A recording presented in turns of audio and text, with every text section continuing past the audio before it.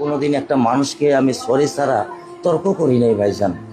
তা আমার এই 8 বছরের মাসুম একটা বাচ্চা কি অপরাধ? আমি এই কলজাটা ছাড়া আমি থাকবো কেমনি? আমার এই বাচ্চাটা আমি ঘরে ঢোকার আগে ফ্রিজের মধ্যে আমার জন্য শরবত বানায় রাখে। আমার বড় মেয়ে না, আমার ছোট মেয়ে 8 বছরের মেয়ে। বাবা শরবত ছবি এখানে লাগায় রাখছে, বাবা তুমি আমাকে নিয়ে যাবা। আমি বলছি আল্লাহ, বাবা তুমি আল্লাহর কাছে যাও, আমার তো নেওয়ার দিয়ে যাওয়ার ক্ষমতা নাই। আমার মেয়ে আল্লাহর কাছে চলে গেছে, আমার মেয়ে আল্লাহর কাছে চলে গেছে। আমার মাসুম এই বাচ্চাটা কি অপরাধ করছে নির্মম ভাবে আমার বাচ্চাটারে হত্যা করলো?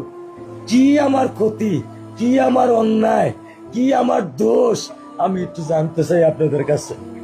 আমার যদি কোনো দোষ থাকে, আমার কোনো যদি অন্যায় থাকে, প্রকাশ্যে আপনারা আমার ফাঁসি দিয়ে দেন। আমি এই বাচ্চাটা যারা আমি থাকবো কেমনি? আমি কেমনি আমার এই কলজা টুকরা যারা আমি থাকবো?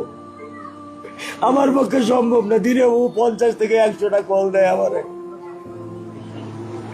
বাবা তুমি কখন আসবা, বাবা তুমি কখন আসবা, বাবা তুমি কখন আসবা। 8টা বছর আমি আমার বুকের এই ঘরে ঘুম পাড়াইছি। আমি আজকে আমি কার সাথে ঘুম আসবো? আমি কি দিয়ে মনে সান্ত্বনা দিব? আমার অপরাধ কি?